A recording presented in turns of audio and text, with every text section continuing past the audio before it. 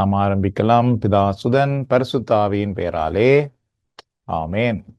இப்பொழுது தூய ஆவியானவருடைய பாடலிலே பங்கு பெறுவோம். ஆவியானவரே, அன்பு நேசரே, ஆட்கொண்டு நடத்துமையா.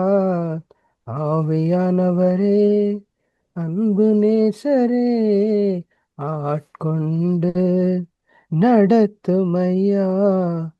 உந்தன் பாதைகள் அறிந்திடச் செய்யும், வழிகள் கற்றுத்தாரும். உந்தன் வார்த்தையின் வெளிச்சத்திலே தினம் தினம் நடத்துமையா. ஆவியானவரே, அன்பு நேசரே, ஆட்கொண்டு நடத்துமையா. அன்பின் ஆண்டவரே, மீண்டுமாய் ஆரம்ப ஜபத்திலேயே நினைத்து கொண்டதுக்காக ஆண்டவரே உமக்கு நன்றி சொல்கிறேன். ஆண்டவரே, இந்த இணையதளம் மூலம் நாங்கள் இறைவார்த்தைகளை கேட்கவும், அதில் நாங்கள் பங்கு பெற்றவும், அதில் ஆர்வத்தோடு எங்கள் உள்ளத்தில் அதில் இருத்தவும், பரிசுத்தாவின் வல்லமையினால் ஒருவரை நிரப்பவும், அவரின் இருப்பிடங்களை ஆண்டவர் ஆசீர்வதிக்கவும், நாங்கள் கேட்கும் வார்த்தைகள், நாங்கள் சொல்லும் பதில்கள் எல்லாத்திலும் பரிசுத்தாவின் பிரசன்னம் இருக்கவும், எங்கள் அதை உள்ளத்தை ஊடுருவி அது உள்ளத்தில் தங்கவும், அதன்படி நாங்கள் வாழவும், ஆண்டவருக்கேற்ற பிள்ளைகள் ஆகவும், ஆண்டவருக்குள் நாங்கள் ஆண்டவருக்குள்ளும் வாழவும், இந்த பிரசன்னத்திலே எங்களுக்கு ஆசானாயிருக்கும் சகோதரனை ஆசீர்வதியும். அவரை பரிசுத்தாவின் வல்லமையினால் நிரப்பும். அவர் சொல்லும் ஒவ்வொரு வார்த்தையும் செயலும் ஆவியினரின் வழிநடத்தலோடு இருக்கவும். இதில் பங்கு பெற்ற இருப்பிடங்களை ஆசீர்வதித்த தேவன் அவர்கள் தொடர்ந்து இந்த பணியிலே தொடர்ந்து வாழவும் ஆண்டவர் அவளோடு இந்த வழிநடத்த வேண்டும் என்றும் எல்லாம் வல்ல இயேசு கிறிஸ்துவின் நாமத்தில் கேட்டு நிற்கின்றோம். நல்ல தந்தையே, ஆமேன். ஆமேன். ஆமேன். நாம் புகழ்ச்சி பாடலிலே பங்கு பெறலாம். இயேசு ஆண்டவரை போற்றி பாடுவோம், அல்லேலூயா கீதம் பாடுவோம், ஆர்ப்பரித்து நடனமாடுவோம். இயேசு கிறிஸ்து ஆண்டவர் நமது இரட்சகர், நேற்றும் இன்றும் மாறிடாதவர். ஒருவராய் பெரிய அதிசயம் செய்பவரை புகழ்ந்து பாடுவோம், வேண்டும் போதும் விரும்பும் போதும் அதிகம் செய்பவர், நன்மையான எந்த ஈவும் நிறைவான எந்த வரமும் ஜோதியின் தேவனிடம் இருந்து வருகுது. இயேசு ஆண்டவரை போற்றி பாடுவோம். ஆமேன். ஆமேன். அத்தனை புகழ்ச்சியிலே பங்கு பெறுவோம். நல்லவரே, வல்லவரே, உம்மை போற்றுகிறோம். விண்ணையும் மண்ணையும் படைத்தவரே, உம்மை போற்றுகின்றோம். நேற்றும் என்றும் மாறாதவரே, உம்மை போற்றுகின்றோம். துதியின் மத்தியில் வாசம் செய்பவரே, உம்மை போற்றுகின்றோம். தாய் மறந்தாலும் நான் உன்னை மறவேன் என்று சொன்னவரே, உம்மை போற்றுகின்றோம். நீதியின் வழியில் வழி நடத்துபவரே, உம்மை போற்றுகின்றோம். எங்கள் சாபங்களை எல்லாம் ஆசீர்வாதமா மாற்றுபவரே, உம்மை போற்றுகின்றோம். எங்களை பாவத்தில் இருந்து விடுதலை செய்பவரே, உம்மை போற்றுகின்றோம். எங்களுக்கு புது வாழ்வு தருபவரே, உம்மை போற்றுகின்றோம். ஆமேன். தாயின் கருவிலே எங்களை தெரிந்து கொண்டவரே, உம்மை போற்றுகின்றோம். எங்களை உம்முடைய வாழ்வுக்கு அழைத்தவரே, உம்மை போற்றுகின்றோம். எங்களுக்காக உமது வாழ்வை அர்ப்பணித்த இயேசு கிறிஸ்துவே, உம்மை போற்றுகின்றோம். எங்களுக்காக ஆண்டவரே உம்முடைய இரத்தம் சிந்தி எங்களுக்கு விடுதலை தந்தவரே, உம்மை போற்றுகின்றோம். நாளும் பொழுதும் எங்களோடு கூட இருந்து வழிநடத்துகிற தூய ஆவியே, உம்மை போற்றுகின்றோம். எங்களுக்கு ஞான அறிவை தந்து எங்களை திடப்படுத்தி எங்களை வழிநடத்துகிற தூய ஆவியே, உம்மை போற்றுகின்றோம். எங்களுக்கு அமைதியும் சமாதானம் தரும் இயேசு கிறிஸ்துவே, உம்மை போற்றுகின்றோம். எங்களோடு பயணிக்கிற ஆண்டவரே, உம்மை போற்றுகின்றோம். நேற்றும் ஒன்றும் மாறாதவரே, உம்மை போற்றுகின்றோம். ஆமேன். என்னில் எழுந்த இயேசுவுக்கே ஆராதனை ஆராதனை ஆராதனை ஆராதனை.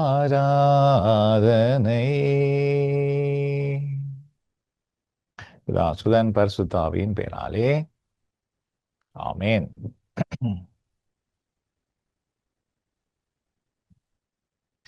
அனைவருக்கும் நன்றி. நாங்கள் இன்றைக்கு தொடக்க நூல் அல்லது ஆதியாகமம் 18ஆம் அதிகாரத்திலே 16 33 வரை உள்ள பகுதிகளை நாம் பார்க்க போகின்றோம். அதிலே பல கேள்விகள், ஒவ்வொரு வசனங்களிலும் ஒவ்வொரு சில கேள்விகளுக்கான விடை நீங்கள் எடுக்கும்படி தரப்பட்டிருந்தது. யாருக்காவது கஷ்டமா இருந்தது அதுக்கான பதில் எடுக்கிறதுக்கு? நீங்க ஹைலைட் பண்ணியிருந்தீங்களே அந்த ஆன்சர்ஸ் எல்லாம். ஒன்றுதான் மிஸ் பண்ணி இருந்தது, ஹைலைட் பண்ண மிஸ் பண்ணிட்டீங்க நினைக்கிறேன். அதெல்லாம் ஓகே, குட். ஸோ 18 அந்த அதிகாரத்தை நீங்கள் வாசிக்கும் பொழுது அந்த வசனங்களை நீங்கள் அதிலிருந்து அறிந்து கொண்ட ஏதாவது ஒரு விடயத்தை சொல்ல முடியுமா? நீங்கள் வாசிக்கும் பொழுது அதிலே நீங்கள் அறிந்து கொண்டது அல்லது உங்களுடைய உள்ளத்திலே அதிகமாக ஆழமாக பட்டது ஏதாவது?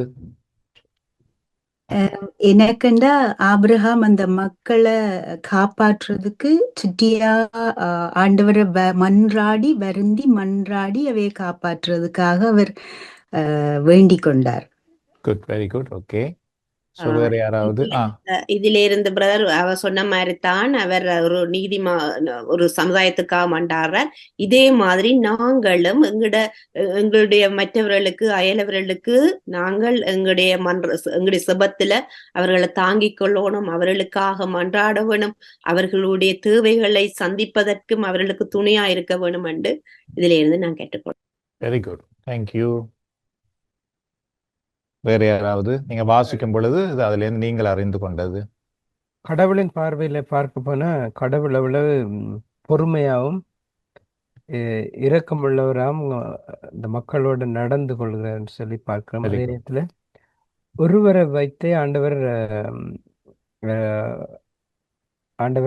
ஒரு மக்களுக்கு மீட்பு கொடுக்க ஆண்டவர் விரும்புகிறாருன்னு சொல்றது. Very good, very good. Abraham வச்சுக்கொண்டே ஆண்டவர் மக்களுக்கு விடுதலை கொடுக்க விரும்புகிறார்.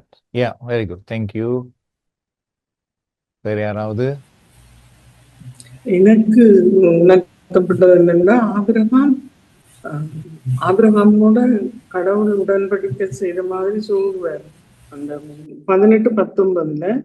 ஏனெனில் நீதி நேர்மை வழி நின்று எனக்கு கீழ்ப்படியும்படி தன் புதல்வருக்கும் தனக்கு பின்வரும் வழி மரபினவருக்கும் கற்றுத்தருமாகும்.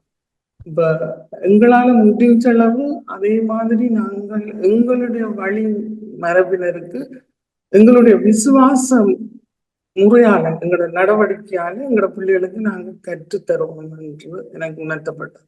Very good, very good, thank you, very nice.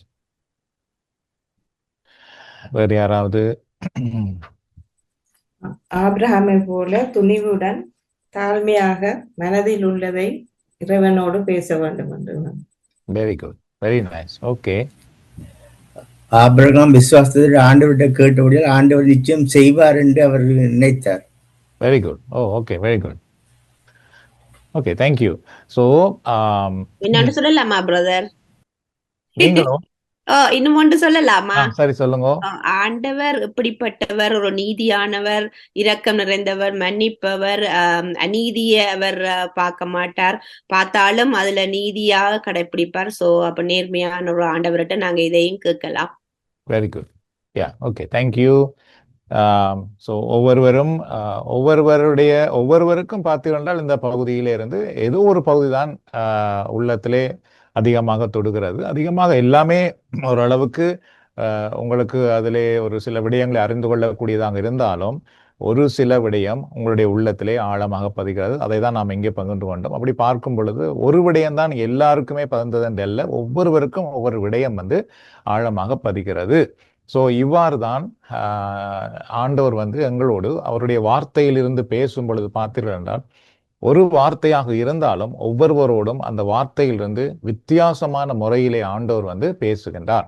So அந்த அடிப்படையில் தான் இன்றைக்கும் வந்து இந்த பகுதியை நாங்கள் பார்க்க போகிறோம். அதாவது வந்து நாங்கள் இறை வார்த்தையை வாசிக்கும் பொழுது அந்த வார்த்தையை வெறும் வாசிக்கிறதாக அல்லாமல் அந்த வார்த்தையிலிருந்து இறைவன் எங்களோடு எவ்வாறு பேசுகின்றார் என்பதை நாங்கள் எவ்வாறு அறிந்து கொள்ளலாம் அல்லது அந்த பயிற்சியில எப்படி வளர்ந்து வரலாம் என்ற நோக்கத்தில் தான் இன்றைக்கும் இந்த பகுதியை நாங்கள் பார்க்க போகின்றோம்.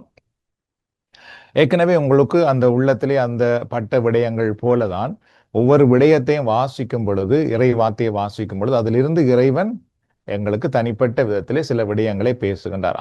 அந்த அனுபவத்தை நாம் வளர்த்து அந்த அடிப்படையில தான் நாம் இறை வார்த்தையை வந்து நாம் வாசித்து வாழ்வாக்கி வர வேண்டும். அப்படி வரும் பொழுது மட்டும்தான் அது அந்த இறை வார்த்தை எங்களுக்கு ஒரு பெரிய வாழ்வாக மாறும். இல்லை என்றால் அது சும்மா வெறும் கடமைக்காக வாசிக்கிறது போல மாறிவிடலாம். ஆகவே இன்றைக்கு இந்த பகுதியிலிருந்து நான் அதில் கொடுக்கப்பட்டிருக்க அந்த கேள்விகளிலிருந்து அந்த பதில்களிலிருந்து செப வாழ்க்கைக்கு வேண்டிய விடயங்களை நாம் அதிலிருந்து பார்க்க போகிறோம். அந்த அடிப்படையிலே முதலாவது பார்த்தீர்கள் என்றால் தொடக்க நூல் 18ஆம் அதிகாரத்திலே 16வது இறை வார்த்தை, அந்த மனிதர்கள் எழுந்து அவ்விடம் விட்டு சோதோமை நோக்கி சென்றார்கள். ஆபிரகாமும் உடன் சென்று அவர்களை வழி அனுப்பினார். ஸோ கேள்வி வந்து ஆபிரகாம் எவ்வாறு அந்த மனிதர்களை வழி அனுப்பினார் என்பதாகும். ஸோ அதனுடைய பதில் வந்து யாராவது சொல்ல முடியுமா? அதனுடைய பதில் வந்து உடன் சென்று. Very good, okay. உடன் சென்று அவர்களை வழி அனுப்பினார் என்று நாம் பார்க்கின்றோம். ஸோ இதிலிருந்து நாம் அறிந்து கொள்கிற விடயம் என்ன, அல்லது இதிலிருந்து கடவுள் எங்களோடு பேசுகிற விடயம் என்ன அப்படி நாம் பார்த்தோம் என்றால், ஆபிரகாம் வந்து உடன் சென்றார் என்று பார்க்கிறோம். செப வாழ்க்கை என்பது அல்லது இறை நம்பிக்கை வாழ்க்கை என்பது நாம் ஒரு பாதையில் செல்லுவது, கடவுள் ஒரு பாதையில் செல்வதல்ல, இறைவனோடு உடன் செல்வது. இதுதான் வந்து செப வாழ்க்கை, இதுதான் செபம் அல்லது இதுதான் இறை நம்பிக்கை வாழ்க்கை என்பதை நாம் அறிந்து கொள்ள வேண்டும். நம்முடைய வாழ்க்கையில் பல முறைகள் நம்முடைய செபங்களுக்கு பதில் கிடைக்காம போகின்றது, அல்லது நாம் பல முறைகளில் இறை வார்த்தையை கேட்டாலும் அந்த வார்த்தைக்குரிய இறை ஆசிரை நாம் பெற்றுக்கொள்ளாமல் போகின்றோம். இதற்கு எல்லாம் என்ன காரணம் என்று பார்த்தால், நாங்கள் இறைவனோடு உடன் செல்லாமல் போகின்றோம். ஆலயத்துக்கு வருகின்றோம், இறை வார்த்தையை கேட்கின்றோம், இறைவனை வழிபடுகின்றோம், ஆனால் நாம் இறைவன் காட்டுகிற வழியிலே செல்லாமல் அல்லது இறைவனோடு நடக்காமல் நாம் எங்களுடைய விருப்பப்படி திரும்பி நாங்கள் செல்ல ஆரம்பிக்கின்றோம். எப்பொழுது நாம் இறைவனுடைய வழியில் இல்லாமல் போகின்றோமோ அப்பொழுது இறைவன் எங்களுக்கென்று வைத்திருக்கின்ற நன்மைத்தனங்களை நாம் காண முடியாது. ஸோ முதலாவது இந்த பகுதியிலிருந்து நாம் அறிந்து கொள்ள வேண்டும், இறைவனோடு உடன் செல்வது என்பதுமே முக்கியம். அப்ப நம்முடைய செப வாழ்க்கையிலே நாம் இறைவனோடு நடப்பதற்காக நாம் செபிக்க வேண்டும். ஆண்டவரே, நான் உம்முடைய பாதையை விட்டு விலகாமல் உம்முடைய விருப்பத்துக்கு கீழ்ப்படிந்து வாழ நீர் எதெல்லாம் என கற்றுக் கொடுக்கின்றீரோ அதை கடைபிடித்து வாழ என்னை ஆசீர்வதியும். எப்பொழுதும் எங்களை நாங்கள் ஆராய்ந்து பார்த்து இறைவனோடு நாம் உடன் செல்லுகின்றோமா என்பது முக்கியம். இது வந்து பெரிய ஒரு சவாலான ஒரு விடயம்தான். கேட்பதற்கு இலகுவாக இருந்தாலும் மிக மிக சவால் மிக்க ஒரு விடயம். குடும்பத்திலேயே நாம் வந்து இறைவன் விருப்பத்துக்கு கீழ்ப்படிவது என்பது குடும்பமே சில நேரம் எதிர்த்து நிற்பது போல வரலாம். இருந்தாலும் நாம் இறைவனோடு உடன் செல்வதற்காக அழைக்கப்படுகின்றோம். ஆபிரகாம் அவரோடு உடன் செல்கிறார் என்பதை அதிலிருந்து நாம் அறிந்து கொள்வதிலிருந்து இறைவன் எங்களோடும் பேசுகின்றார். நாங்கள் எப்பொழுதும் செபத்திலே இறைவனோடு உடன் செல்லுகிறவர்களாக இருக்க வேண்டும், அல்லது உடன் செல்லுகிறதுக்காக நாம் வந்து செபிக்க வேண்டும். இரண்டாவது இறை வார்த்தை பார்த்தீர்கள் என்றால் தொடக்க நூல் 18ஆம் அதிகாரத்திலே 17வது இறை வார்த்தை, அப்பொழுது ஆண்டவர், நான் செய்யவிருப்பதை ஆபிரகாமிடமிருந்து மறைப்பேனோ என்று தமக்குள் சொல்லிக் கொண்டார். கேள்வி வந்து, கடவுள் எதை ஆபிரகாமுக்கு மறைப்பேனோ என கூறிக்கொள்கின்றார். யாராவது ஒரு என்ன சொல்லுங்க, அதுக்கு என்ன பதில்? எதை கடவுள் ஆபிரகாமுக்கு மறைப்பேனோ என கூறுகின்றார்?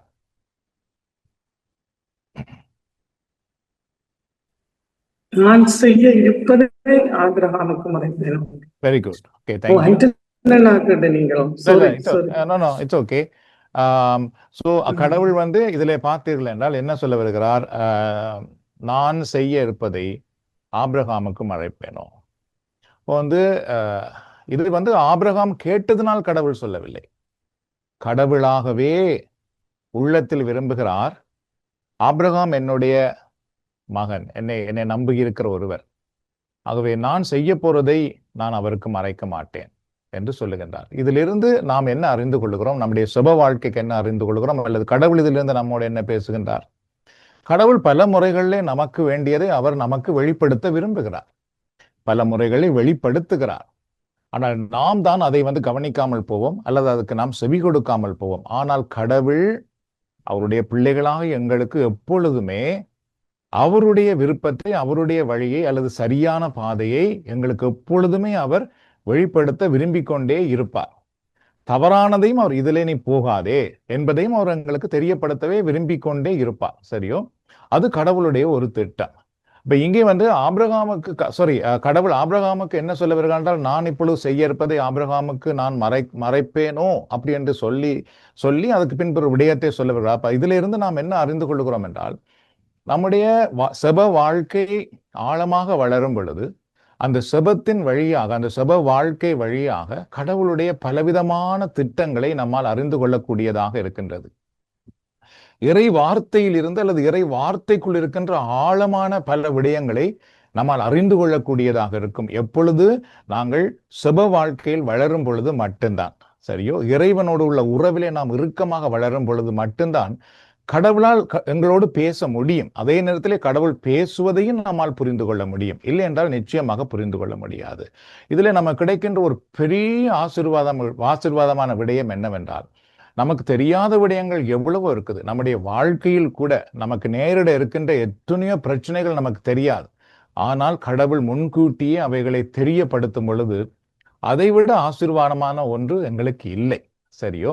அதனாலதான் நம்முடைய சுப வாழ்க்கை மிக மிக அவசியம். கடவுள் எப்பொழுதும் அவருடைய திட்டத்தை நமக்கு வெளிப்படுத்த விரும்புகிறார். அதனாலே நாம் அவருடைய பாதத்தில் இருக்க கற்றுக்கொள்ள வேண்டும். நமக்கு ஒரு தேவை வரும் பொழுது, பிரச்சனைகள் வரும் பொழுது, முடிவுகள் எடுக்க வேண்டிய சூழ்நிலைகள் வரும் பொழுது, எதுவாக இருந்தாலும் நாம் கடவுளுடைய பாதத்திலிருந்து, ஆண்டவரே இதிலே உம்முடைய திட்டம் என்ன, என்னோடு பேசும் ஆண்டவரே என்று நாம் அழைக்கப்படுகிறோம், கேட்க வேண்டும். சரி, இதுல பார்த்துக்கொண்டால் உண்மையிலேயே ஆபிரகாமை கடவுள் அழைத்த பொழுது நீ எங்கே போக வேண்டும் என்று ஆண்டவர் சொன்னாரான்னு கேட்டால் இல்லை. நீ நான் சொல்லுவதை கீழ்ப்படிந்து புறப்பட்டு போ என்று சொன்னாரே தவிர எங்கு போக வேண்டும் என்று சொன்னாரா? இல்லை. போகும் பொழுது உனக்கு என்ன நடக்க போகுது என்று சொன்னாரா? இல்லை. ஆனால் இங்கு கடவுள் ஆபிரகாமுக்கு சொல்லுகிறார், நான் செய்ய இருப்பதை உனக்கு மறைப்பேனோ. சோ இதிலிருந்து நாம் என்ன அறிந்து கொள்ளுகிறோம் என்றால், எங்களுடைய தனிப்பட்ட வாழ்க்கை என்று வரும் பொழுது சில நேரத்திலே கடவுள் எங்களுக்கு ஒன்றுமே சொல்ல மாட்டார். என்றால் நாங்கள் விசுவாசத்திலே தான் நடக்க வேண்டும். ஆனால் நாம் விடாப்பிடியா கேட்டுக்கொண்டே இருப்போம். ஆண்டவரிடத்திலே, ஆண்டவரே எனக்கு இதை சொல்லும், எனக்கு இதை காட்டும் என்று கேட்டுக்கொண்டே இருப்போம். ஆனால் கடவுள் பல முறைகளிலே எங்களுடைய சொந்த விடயத்தை அவர் பல முறைகளிலே நம்ம காட்ட மாட்டோம். என்றால் காட்டிவிட்டால் நம்முடைய விசுவாசத்தில் நாம் வளர மாட்டோம்.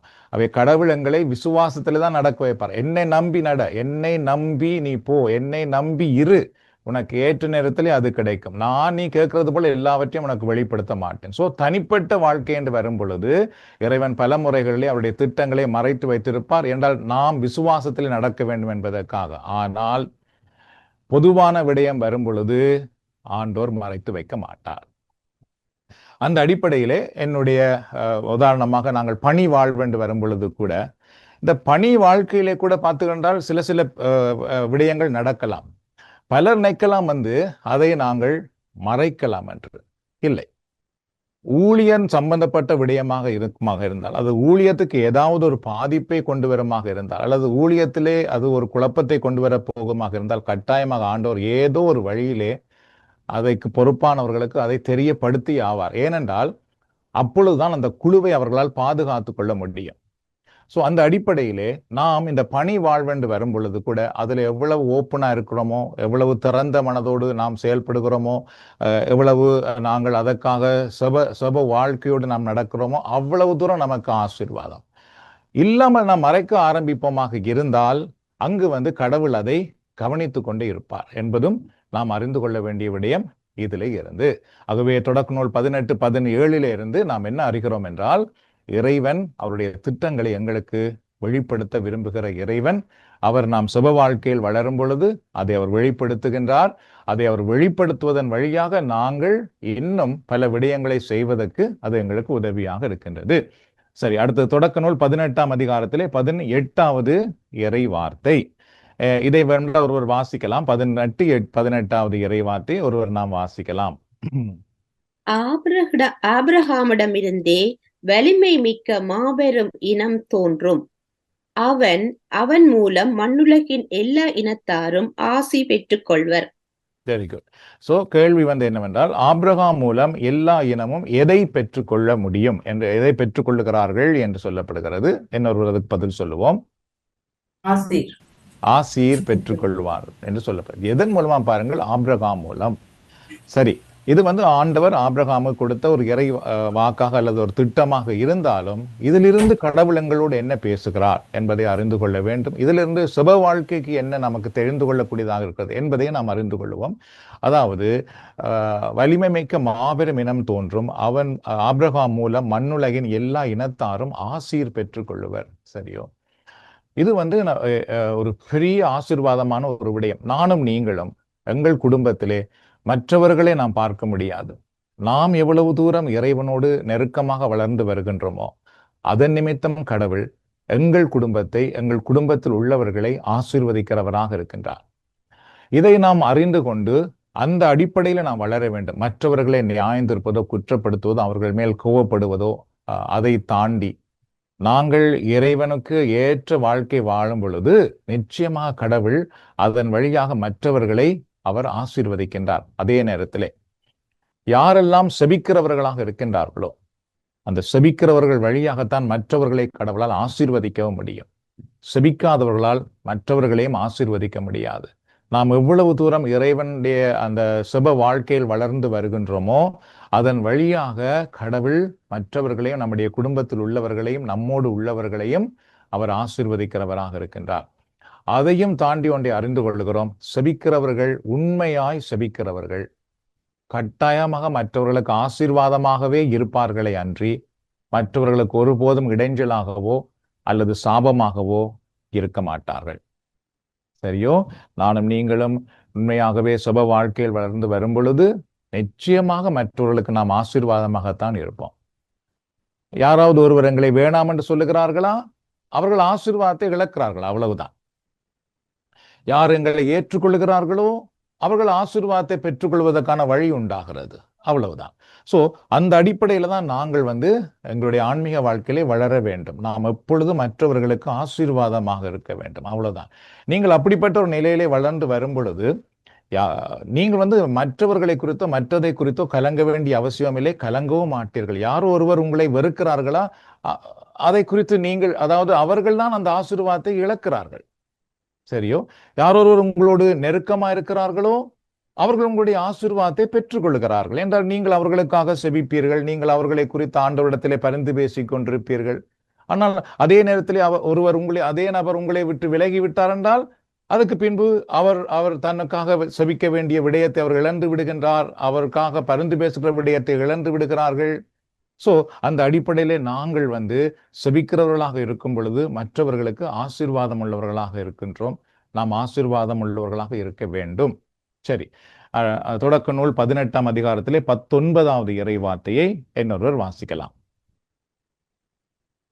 ஏனெனில் நீதி நேர்மை வழி நின்று எனக்கு கீழ்ப்படியும்படி தன் புதல்வருக்கும் தனக்கு பின் தன் வழிமனவருக்கும் கற்றுத்தருமாறு ஆண்டவராகிய நான் ஆபிரகாமுக்கு வாக்களித்ததை அவன் நிறைவேற்றுவான் என்றார். சரி, கேள்வி பார்த்துக்கிட்டால் ஆபிரகாம் எதை நிறைவேற்றுவார் என கடவுள் எதிர்பார்க்கின்றார்? அதற்கான பதிலை இன்னொருவர் சொல்லுவோம்.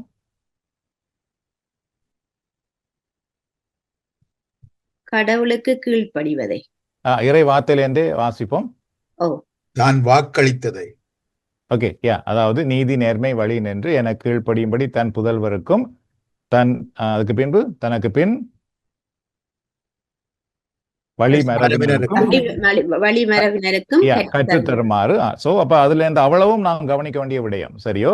ஏனெனில் நீதி நேர்மை வழி நின்று கீழ்ப்படியும்படி தன் புதல்வருக்கும் தனக்கு பின் தன் வழிமரபினருக்கும் கற்றுத்தருமாறு ஆண்டவராகிய நான் ஆபிரகாமுக்கு வாக்களித்து நிறைவேற்றுவான் என்றார்.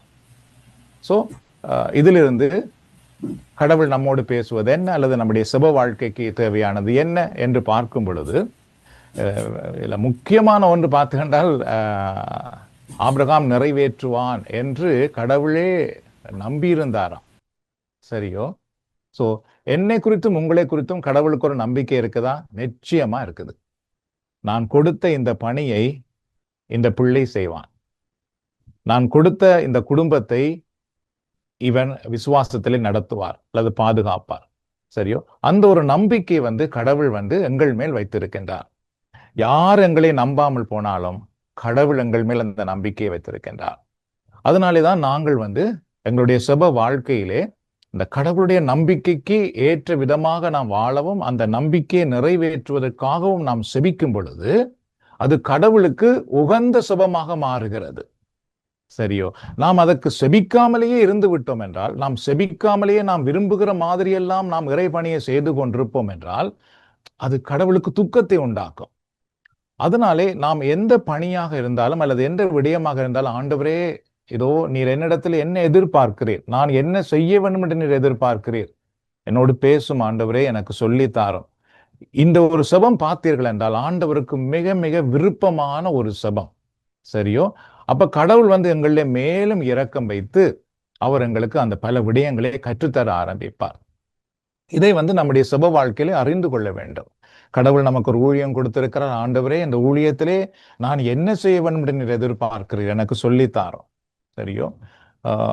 அந்த அந்த செபம் பார்த்தீர்கள் என்றால் மிக முக்கியம். கடவுள் அப்ப எங்களுக்கு சொல்லிக் கொடுப்பார். கடவுள் சொல்லிக் கொடுக்கும் பொழுது சில நேரத்திலே அதை ஏற்றுக்கொள்ளக்கூடிய அளவுக்கு எங்களுடைய மனம் பக்குவமா இருக்குமா என்றால் பல முறைகள்ல இருக்காது. என்ற அனுபவத்தை வைத்து சொல்லுகிறேன். பல முறைகள்ல இருக்காது என்றால் கடவுள் எங்களை கொண்டே சொல்லுவார். அது சில நேரத்திலே பார்த்தீர்கள் என்றால் எங்களுடைய கலாச்சாரத்துக்கு எதிராக அல்லது எங்களுடைய பாரம்பரிய நம்பிக்கைக்கு எதிராக அல்லது எங்களுடைய சொந்த விருப்பு வெறுப்புகளுக்கு மாறுபட்டதாக இருக்கும்.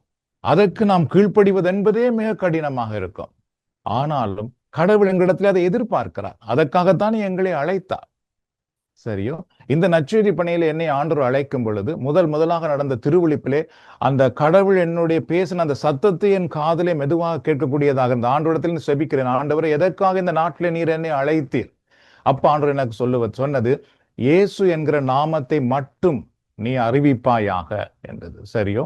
அதற்கு மட்டும் நான் கீழ்ப்படுகிறதுக்கு எனக்கு எத்தனையோ வருஷம் எடுத்தது. ஏனென்றால் நான் ஒரு கத்தோலிக்க திருச்சபையில இருந்து வரும் பொழுது அதில் எத்தனையோ பாரம்பரியங்கள் அதை சொல்ல முடியாதபடி, அதை 100% சொல்ல முடியாதபடி எத்தனையோ எதிர்ப்புகள், தடைகள், பிரச்சனைகள் இருந்தது. இருந்தாலும் நான் இப்பொழுது ஆண்டவருடைய விருப்பத்துக்கு கீழ்ப்படுகிறதா அல்லது நான் எங்களுடைய பாரம்பரியங்களோடு ஒத்து போகிறதா அல்லது மக்களோடு ஒத்து போகிறதா அல்லது திருச்சபையினுடைய வழிகாட்டிகளோடு ஒத்து போகிறதா, என்னத்தை நான் செய்கிறது என்பது எப்பொழுதுமே எனக்கு போராட்டமாக இருக்கும். ஆனால் நான் என்ன கண்டு கொண்டேன் என்றால், சில நேரத்திலே உண்மையிலேயே நான் கிறிஸ்துவின் மேலே வைராக்கியத்தோடு சில போதிப்பேன், நடப்பேன், வாழ்வேன். அப்பொழுதெல்லாமே எனக்கு நிறைவான சமாதானம் இருக்கும், நிறைவான ஆசீர்வாதம் இருக்கும், விடுதலை இருக்கும், அபிஷேகம் கூட இருக்கிறதை என்னால் உணர முடியும். ஆனால் சில நேரத்திலே பாரம்பரியத்தை நம்பி ஐயோ அவர்கள் நினைப்பார்களோ இவர்கள் நினைப்பார்களோ அப்படி என்று சருகுவேன். நான் அப்படி சருகும் பொழுது பார்த்துக்கிட்டால் உண்மையிலேயே கடவுளுடைய பிரச்சனத்தை என்னால் உணர முடியாமல் இருக்கும். எவ்வளவு பிரச்சனைகளை நான் சந்தித்துக் கொண்டிருப்பேன். என்னால் எந்த முன்னேற்றம் அடைய முடியாமல் இருக்கும். அப்ப அந்த ஒரு நல்ல சரியான நிலைக்கு வருவதற்கே எத்தனையோ ஆண்டுகள் எடுத்திருக்கிறது. சரியோ? இதுல இருந்து நாம் என்ன அறிந்து கொள்கிறோம் என்றால், கடவுள் எங்களிடத்திலே ஒரு நல்ல ஒரு விடயத்தை எதிர்பார்க்கிறார். அந்த எதிர்பார்ப்புக்கு நாம் கீழ்ப்படிவது என்பது மிக கடினம். அதுக்கு கீழ்ப்படிய வேண்டுமென்றால் எங்களுடைய சுப வாழ்க்கை மிக ஆழமானதாக வளர்ந்து வர வேண்டும். அதுக்காக தான் நான் எப்பொழுதும் உங்களுக்கு சொல்வேன், தனி சுபத்திலே வளருங்கள், தனி சுபத்திலே வளருங்கள். என்றால் அது மட்டும்தான் கடவுளுடைய விருப்பத்துக்கு எங்களை கீழ்ப்படிய வைக்கும். சில நேரத்திலே சாதாரணமான எங்களுடைய குடும்ப விடயமாக இருந்தால் கூட, இதிலே நீ பேசாமலே இருக்கணும், இதிலே மன்னிக்க வேண்டும், இதிலே விட்டு கொடுக்க வேண்டும், அதை செய்வதே எங்களுக்கு மிக கடினமாக இருக்கும். கடவுள் அதை தான் எங்களிடத்தில் எதிர்பார்க்கிறார். ஆனாலும் நாம் அதை மீறி நடந்து கொண்டே இருப்போம். சரியோ? அப்படி மீறி நடக்கும் பொழுது கடவுளால் எங்களுடைய குடும்பத்துக்குள் நன்மைத்தனங்களை கொண்டு வர முடியாமல் போகும். அப்படி நடக்க வேண்டுமென்றால் நமக்கு தேவையானது என்ன? சுபம் தான். சரி, அதுக்கு பின்பு ஆபிரகாமிடத்திலே கடவுள் என்னத்தை எதிர்பார்த்தாராம்? ஏனெனில் நீதி, நேர்மை, வழி நின்று. இது சரியான முக்கியம். நீதியிலே நிற்பது, நேர்மையா இருப்பது. சரியோ? அது யாரா இருந்தாலும் சரி, அது குடும்பாங்கத்தவராக இருக்கலாம், நாங்கள் மிக மிக நெருங்கி பழகின ஒருவராக இருக்கலாம், மிக நேசிக்கிற ஒருவராக இருக்கலாம். அது தவறு என்றால் தவறுதான். முகம் பார்க்க முடியாது. கடவுளுடைய நம்பிக்கை பாதையிலே, விசுவாச பாதையிலே, இறை பணியிலே நாம் ஒருபோதும் முகம் பார்க்க முடியாது, சகோதரம் பார்க்க முடியாது, உறவு பார்க்க முடியாது, நீண்ட நட்பு பார்க்க முடியாது, ஒன்றுமே பார்க்க முடியாது. நாம் நீதி என்றால் நீதியாக தான் இருக்க வேண்டும், நேர்மை என்றால் நேர்மையாக தான் இருக்க வேண்டும். அதற்காக அப்படி நடக்கிறதுக்காகவே நாம் செபிக்க வேண்டியவர்களாக இருக்கின்றோம். அப்படி நாம் நிற்கும் பொழுது மட்டும்தான் கடவுள் எங்களோடு நிற்க முடியும். இல்லை என்றால் கடவுளும் எங்களோடு நிற்க முடியாது. அதற்கு பின்பு நேர்மை வழி நின்று எனக்கு கீழ்ப்படியும்படி தன் புதல்வர்களுக்கும் தனக்கு பின் வருகிற வழி மரபினருக்கும் அவன் சொல்லிக் கொடுப்பான். எப்படி எதுக்கு சொல்லிக் கொடுப்பாராம் பாருங்கள், கீழ்ப்படியும்படி. சோ கடவுளை பற்றியெல்லாம் நாம் சொல்லிக் கொண்டிருக்கலாம், அது ஒன்று. ஆனால் கடவுளுக்குத்தான் நீ கீழ்ப்படியணும் என்று சொல்லுவது மிக கடினமான ஒன்று, மிக கஷ்டமான ஒன்று. ஏன் தெரியுமா? நானே கீழ்ப்படியாமல் உங்களை கீழ்ப்படி என்று ஒருபோதும் சொல்ல முடியாது, சொல்லவும் கூடாது. சரியோ? அதுபோலதான் குடும்பத்திலே, நானே குடும்பத்திலே ஆண்டவருக்கு கீழ்ப்படியாமல் என் குடும்பத்திலே உள்ளவர்களுக்கு ஒருபோதும் கீழ்ப்படியுங்கள் என்று நான் சொல்ல முடியாது, சொல்லவும் கூடாது. அவர்கள் சிரிப்பார்கள், அதை ஏற்றுக்கொள்ள மாட்டார்கள். அப்ப இதுல இருந்து நாம் என்ன அறிந்து கொள்கிறோம் என்றால், ஆபிரகாம் எனக்கு கீழ்ப்படியும்படி சொல்லிக் கொடுப்பான். ஆபிரகாம் கீழ்ப்படிந்தார். ஆம், ஆபிரகாம் கீழ்ப்படிந்தார். எந்த அளவுக்கு கீழ்ப்படிந்தார் என்றால் சொந்த மகனே பலியிடும் அளவுக்கு கீழ்ப்படிந்தார். அந்த அளவுக்கு நம்மால் கீழ்ப்படிய முடியுமா அப்படின்னா, நாம் செபிக்கிறவர்களா இருந்தால் மட்டும்தான் கீழ்ப்படிய முடியும். ஆனால் கீழ்ப்படிந்தால் அதனுடைய பெரிய ஆசீர்வாதத்தை காண முடியும். கீழ்ப்படிவது மிக கடினமான ஒன்று. செப வாழ்க்கை ஒன்றுதான் நம்மை கீழ்ப்படியும்படி செய்யும். குட். தொடக்க நூல் 18ஆம் அதிகாரத்திலே அதுல இன்னொன்றே நான் விட்டுட்டேன். அதாவது தன்னுடைய புதல்வருக்கும் வழி மரபினருக்கும், சரியோ, இது நமக்கு என்ன காட்டுகின்றால், இது நமக்கு கொடுக்கப்பட்டிருக்கிற ஒரு பொறுப்பு.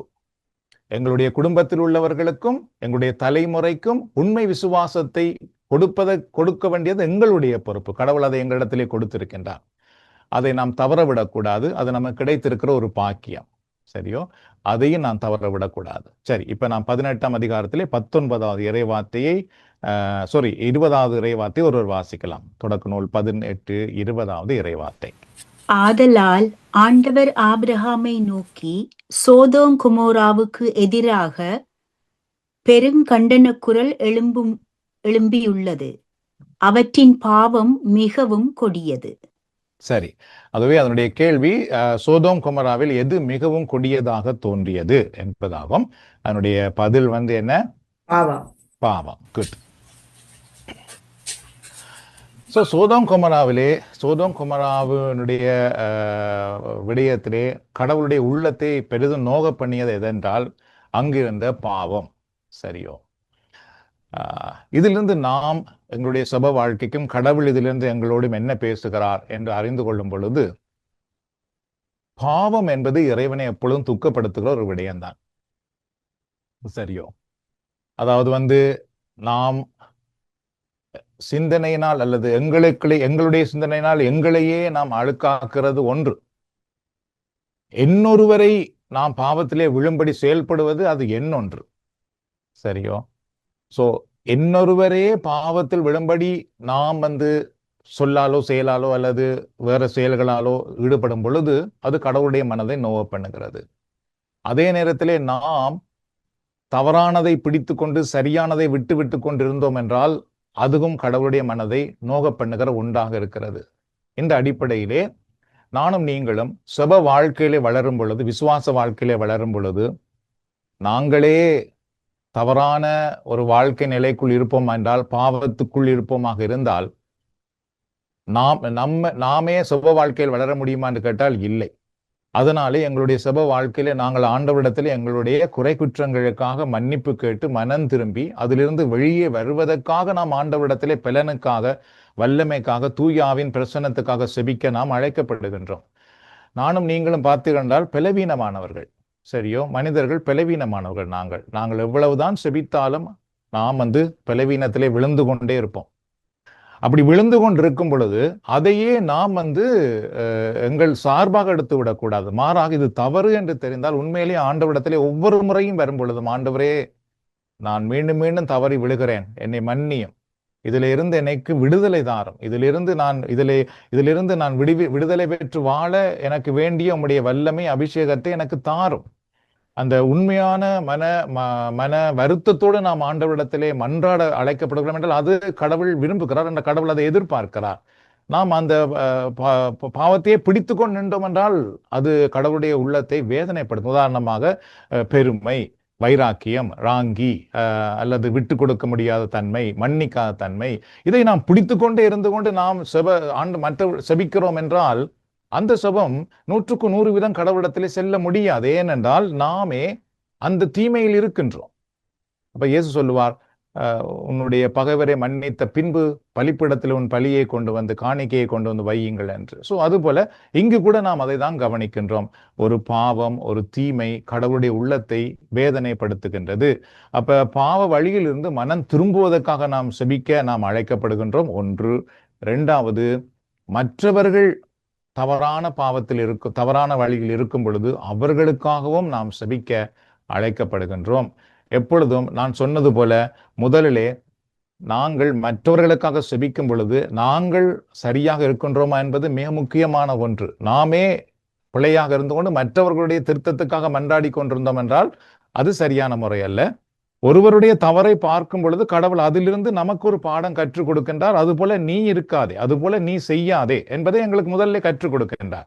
ஸோ அதுக்காக நாம் முதல்ல செபிக்கலாம் எங்களுக்காக, அதுக்கு பின்பு மற்றவர்களுக்காக நாம் செபிக்கலாம். இவ்வாறு செபிக்கும் பொழுது அவர்கள் அந்த தீமையிலிருந்து விடுதலை பெறலாம். உதாரணமாக யோபுவின் நூலை படிக்கும் பொழுது யோபுவினுடைய பிள்ளைகள் யோபுவினுடைய சகோதரங்களுடைய வீட்டிலே போய் உணவுண்டு வந்த பின்பு யோபு என்ன செய்வாராம், தன்னுடைய பிள்ளைகளுக்காக பாவ நிவாரண பலி செலுத்துகிறார். ஏன் பாவ பலி செலுத்துகிறார் என்றால், என்னுடைய பிள்ளைகள் என்னுடைய சகோதரத்தினுடைய வீட்டிலே போய் ஏதாவது பிழையாய் கதைத்திருப்பார்களோ, கடவுளுக்கு விரோதமாக ஏதாவது சொல்லியிருப்பார்களோ என்று தானாகவே நினைத்து அந்த தீமை எங்களுடைய குடும்பத்துக்குள் வந்துவிடக் கூடாது என்று யோபு தன்னுடைய பிள்ளைகளுக்காக, எதுக்காக, வேற வீட்டுக்கு போயிட்டு வந்த அந்த பிள்ளைகளுக்காக அவர் பலி செலுத்துகிறார் என்பதை யோபுவின் நூலிலே நாம் வாசிக்கின்றோம். அப்படி இருக்கும் பொழுது நானும் நீங்களும் எப்பொழுதும் எங்கள் குடும்பத்துக்காக மன்றாடும் பொழுது, ஆண்டவரே, எங்களுடைய குடும்பத்தில் உள்ளவர்கள், எங்கள் பிள்ளைகள் அல்லது எங்கள் குடும்பத்தில் உள்ளவர்கள் உமக்கு விரோதமாக நடந்திருந்தால், பேசியிருந்தால் மன்னித்தருளும் ஆண்டவரே, எங்கள் குடும்பத்தை மன்னித்தருளும் என்று செபிப்பதற்காக நாம் அழைக்கப்படுகின்றோம். ஆகவே செபத்திலே இவைகள் எல்லாம் நாம் கற்றுக்கொள்ள மிக முக்கியமான ஒன்று. அதை தான் இதிலிருந்து நாம் கற்றுக்கொள்கிறோம். மற்றவர்களுக்காக மட்டுமல்ல, எங்களுக்காக மட்டுமல்ல, எங்கள் குடும்பத்தில் உள்ளவர்களுடைய பாவ மன்னிப்புக்காகவும் நாங்கள் செபிக்க அழைக்கப்படுகிறோம். ஏனென்றால் அந்த தீமை கடவுளுக்கு தெரிகிறது. அந்த தீமையை பார்த்து கடவுள் துக்கப்படுகின்றார். சரி, தொடக்க நூல் 18ஆம் அதிகாரத்திலே 21வது இறை வார்த்தையை இப்பொழுது இன்னொருவர் வாசிக்கலாம். என்னை வந்தடைந்த கண்டன குரலின்படி அவர்கள் நடந்து கொண்டார்களா இல்லையா என்பது அறிந்து கொள்ள நான் இறங்கி சென்று பார்ப்பேன் என்றார். சரி, ஓகே. கேள்வி என்னவென்றால், கடவுள் எதை பார்ப்பதற்காக இறங்கி வந்தார்? பதில் சொல்லுவோம். கண்டன குரலின்படி அவர்கள் நடந்து கொண்டார்களா இல்லையா என்று அறிந்து கொண்டார். Very good. ஸோ இப்போ இதில் இதனுடைய இறையியல் பின்னணியை நாங்கள் பார்க்கவில்லை. சரியோ, இறங்கி வந்தாண்டா அதனுடைய பொருள் என்ன, அது என்ன, இது என்ன, அது வேணாம். அதுக்கு போனோம்னா அது ஒரு பெரிய விஷயம். ஸோ இது சாதாரணமாக நாங்கள் இறை வார்த்தையை படிக்கும் பொழுது எவ்வாறு விளங்கி கொள்ள வேண்டும், அதுக்கு எவ்வாறு எங்களை அர்ப்பணித்து செபிக்க வேண்டும், அதுதான் நாம் பார்க்கின்றோம். அந்த அடிப்படையில் நீங்கள் பார்த்தீர்கள், கண்டன குரல் ஆண்டவரை கேட்டவுடனே ஆண்டவர் என்ன செய்தாராம், அதை பார்ப்பதற்காக இறங்கி வந்தார் என்ற அந்த பதம், அந்த ஒரு விடயம் எதை காட்டுகிறது என்றால், ஒவ்வொரு முறையும் நாம் ஆண்டவரை நோக்கி செபிக்கும் பொழுது அந்த செபம் கடவுளிடத்திலே போகிறது ஒன்று. மற்றது, இங்கு நடக்கின்ற சில தீமைகள் ஆண்டவரிடத்திலே போகின்றது. அப்ப அதிலிருந்து விடுவிப்பதற்காக அல்லது அதற்காக அவர் செயல்படுவதற்காக ஆண்டவர் எப்பொழுதுமே நம்மை நோக்கி வருகிறவராக இருக்கின்றார். ஸோ எகிப்து நாட்டிலே இருந்த இஸ்ராயேல் மக்கள் பாரப்பட்டு அழுத பொழுது ஆண்டவருடைய காதுகளிலே அவருடைய குரல் கேட்டதினாலும், ஆண்டவர் அவருடைய கண்ணீரை கண்டதினாலும் அவர்களை மீட்பதற்காக இறங்கி வந்தார் அப்படின்னு சொல்லப்படும். அதுக்கு பின்பு அவர் மோயிசனை அனுப்புகிறார் என்று பார்க்கிறோம். அது போலதான் இங்கே கூட. ஸோ அப்ப இதிலிருந்து நாங்கள் என்ன அறிந்து கொள்கிறோம் அப்படின்னு பார்த்தீர்கள் என்றால், கடவுள் எப்பொழுதுமே ஒரு தீமையாக இருக்கலாம், நன்மையாக இருக்கலாம், அந்த விடயத்திலே அவர் செயல்படுவதற்காக அவர் இறங்கி வருகிறார் அல்லது செயல்படுகின்றார். அதனாலே ஒரு தீமையை காணும் பொழுது நாம் அதற்காக ஆண்டவரிடத்திலே மன்றாடலாம். ஆண்டவரே, இது போன்ற தீமைகளை நாங்கள் பார்க்கிறோம், இதிலிருந்து மன்னித்தருளும், அல்லது இதிலிருந்து எங்களை பாதுகாத்துக் கொள்ளும். இப்ப நாங்கள் எங்கள் நாட்டுக்காக செபிக்கும் பொழுதெல்லாம் பல முறை செபிக்கின்றோம், ஆண்டவரே எங்கள் நாட்டின் தீமைகளிலிருந்து எங்கள் மக்களை எல்லாம் பாதுகாத்துக் கொள்ளும். கொரோனா வந்த காலங்களிலே நாம் மன்றாடினோம், ஆண்டவரே எங்களுடைய பாவங்களை எல்லாம் மன்னித்து அழிவிலிருந்து எங்களை மீட்டருளும். சரியோ? அது போலதான் இங்கே கூட நாம் பார்க்கின்றோம், கடவுள் அந்த தீமையை கண்டு இறங்கி வருகிறார் என்றால் கடவுள் செயல்பட அவர் இறங்கி வருகின்றார். நாம் அதை அதற்காக செபித்து அந்த தீமையிலிருந்து காத்துக்கொள்ள அழைக்கிறோம். அதுக்காகத்தான் நாங்கள் இப்ப செய்கின்ற இந்த சங்கிலி தொடர் செபம். இது பார்த்தீர்கள் என்றால் சில நேரத்தில் இன்னொருவருக்கு நீங்கள் மற்றவர்களுக்காக என்னத்துக்கு செபிக்கிறீர்கள் என்பது போல தெரியலாம். நானும் நீங்களும் அந்த செபத்திலே பங்கு பெறும் பொழுது பார்த்தீர்கள் மற்றவர்களுக்காக நாங்கள் செபிக்கின்றோம். இந்த ஒரு செபம் இங்கே ஆபிரகாம் செய்தது போன்ற ஒரு விடயம்தான். அதுக்காக தான் இந்த பகுதியை நான் எடுத்தேன். அதாவது சென்ற முறை யோசபாத் அரசருடைய அந்த விடயத்தை பார்த்தேன். அதுக்கு பின்பு இது ஒரு பரிந்துரை செபம். ஆபிரகாம் மற்றவர்களுக்காக செபிக்கின்றார். அதுபோல நாமும் மற்றவர்களுக்காக செபிப்பது நமக்கு கிடைத்திருக்கின்ற ஒரு பெரிய பாக்கியம்தான். சரி, இப்ப நாம் 22வது இறை வார்த்தையை வாசிப்போம். தொடக்க நூல் 18:22. ஒரு வாசியுங்கள்.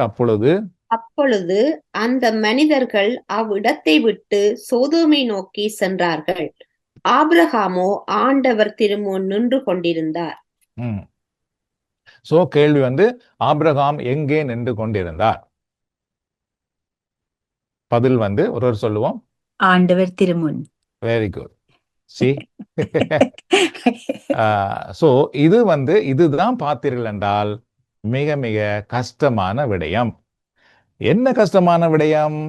இப்ப நாங்களா இருந்தா என்ன செய்யிருப்போம் தெரியுமா? அவைகளுக்கு பின்னால ஓடிப்போம், என்ன செய்ய போறார் பார்ப்போம், என்ன நடக்க போது பார்ப்போமே என்றுதான் பின்னால ஓடி இருப்போம். ஆனால் ஆபிரகாம் கடவுள் திருமுன் நின்றார். சரியோ? எதற்காக நாம் செப வாழ்க்கையிலே வளர வேண்டும் என்றால், செபத்திலே நாம் வளர்ந்தால் மட்டும்தான் நாங்கள் பிரச்சனைகளுக்கு பின்னாலோ அல்லது ஆசீர்வாதத்துக்கு பின்னாலோ ஓடிக்கொண்டு இருக்காமல் ஆண்டவருடைய திருமுன் நிற்கிறவர்களாக நம்மால் நிற்க முடியும். இல்லை என்றால் நாங்கள் ஆசீர்வாதத்தை கண்டால் ஆசீர்வாதத்துக்கு பின்னாலே ஓடுவோம், பிரச்சனை என்றால் பிரச்சனைகளை கண்டு ஓடிக்கொண்டிருப்போம், அல்லது புகழை தேடி ஓடிக்கொண்டிருப்போம். ஒவ்வொரு நேரத்துக்கும் இங்குமாக நாம் அலைவோமே தவிர ஆண்டவருடைய பாதத்திலேயே நாம் இருக்கிறவர்களாக இருக்க மாட்டோம். ஆனால் ஆபிரகாம் பார்த்து கண்டால் ஆண்டவருடைய திருமுன் நின்றார், இருந்தார். சரியோ? நம்முடைய செப வாழ்க்கையிலே இது ஒரு முக்கியமான ஒன்று. நானும் நீங்களும் எப்பொழுதுமே பார்த்தீர்கள் என்றால் கடவுள் திருமுன் நிற்கிறவர்களாக இருக்க வேண்டும். சரியோ? மற்றவர்கள் நிற்கிறார்களோ நிற்காமல் போய்விடுகிறார்களோ அதை பற்றி பிரச்சனை இல்லை. நாங்கள் கடவுள் திருமுன் நிற்க வேண்டும். அது மிக முக்கியமான ஒன்று. இந்த நேரத்தில் இதையும் நான் சொல்லிவிட்டு அடுத்தது போயிடுறேன். நான் இதுக்கு ஒரு வீடியோவை நாம் செய்து போடலாம் அப்படின்னு நினைத்தேன். ஆனால் அது இதோடு இணைச்சு சொல்லிட்டா என்னமே நல்லா இருக்கும். இதுல எல்லாரும் ஓரளவுக்கு இதுல இருக்கின்றோம், அதனாலே அதை அறிந்து கொள்ளலாம். உதாரணமாக, நீங்கள் இந்த வழிபாடு ஆரம்பமாகும் முன்பு அதிலே ஒரு செபம் நடைபெறுகிறது. வழிபாடு ஆரம்பமாவதற்கு முன்பு செபம் நடைபெறுகிறது. சரியோ? அந்த செபம் எதற்காக நடக்கிறது? வழிபாட்டுக்காக நடக்கிறது. அதே நேரத்திலே வழிபாட்டிலே பங்கு பெறுகிற நீங்கள் அதிலே செப உணர்வோடு பங்கு பெறுவதற்காக அந்த செபம் நடக்கிறது. சரியோ?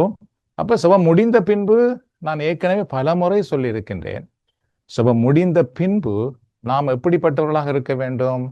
தேவையில்லாத எந்த கதைக்குமே நாம் இடம் கொடுக்க கூடாது.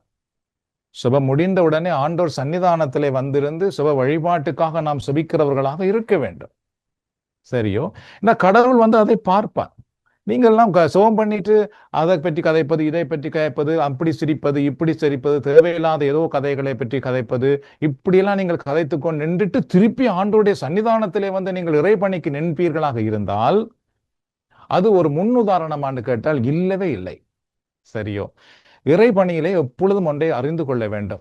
நாங்கள் எப்பொழுதும் இன்னொருவருக்கு முன்னுதாரணமாக இருக்கணுமே தவிர எந்த விதத்திலும் தடையாக மாறிடக்கூடாது. என்றால் இயேசு சொல்லுவார், இச்சிறியவரில் ஒருவருக்கு தடையா இருக்கிறவர்களை கழுத்திலே கல்லை கட்டி அதாவது ஆழமான சமுத்திரத்தில் தள்ளுவது நலமாக இருக்கும் என்று.